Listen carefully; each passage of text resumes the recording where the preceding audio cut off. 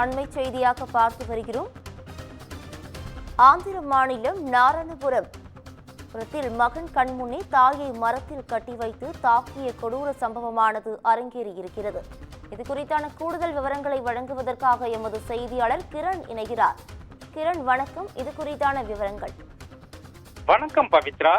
ஆந்திரா மாநிலம் சித்தூர் மாவட்டம் குப்பம் என்ற பகுதியில் கடனை திருப்பி செலுத்தாததற்காக ஒரு பெண்ணை மரத்தில் கட்டி வைத்து அடித்த சம்பவம் பெரும் பரபரப்பை ஏற்படுத்தியுள்ளது.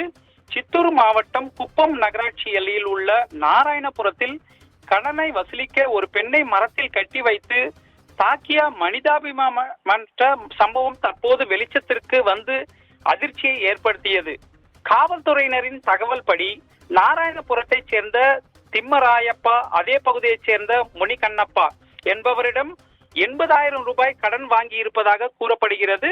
அவர் கடன் சுமையை தாங்க முடியாமல் கிராமத்தை விட்டு வெளியேறியதாகவும், இந்நிலையில் அவரது மனைவி 28 வயதுடைய சிரிஷா சாந்திபுரம் மண்டலத்தில் உள்ள செஞ்சனப்பள்ளியில் தனது பிறந்த வீட்டில் தங்கி பெங்களூருவில் கூலி வேலை செய்து தனது மகனை பராமரித்து வந்தார்.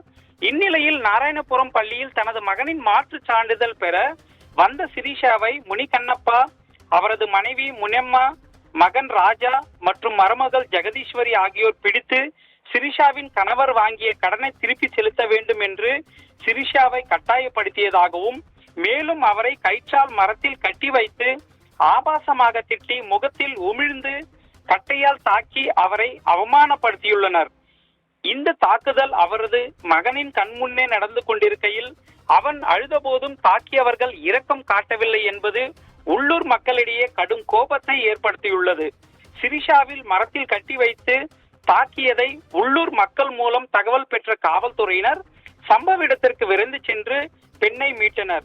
மேலும் பாதிக்கப்பட்ட பெண்ணின் புகாரின் பேரில் வழக்கு பதிவு செய்யப்பட்டதாக காவல்துறை வட்டாரங்கள் தெரிவிக்கின்றது. மனிதாபிமானமற்ற இந்த சம்பவம் தற்போது வெளியாகி சித்தூர் மாவட்டத்தில் பெரும் பரபரப்பை ஏற்படுத்தியுள்ளது. மேலும் இது போன்ற இரக்கமற்றவர்களை கடுமையாக தண்டிக்க வேண்டும் என சமூக ஆர்வலர்கள் கோரிக்கை வைக்கின்றனர். பவித்ரா, கூடுதல் விவரங்களுக்கு நன்றி கிரண்.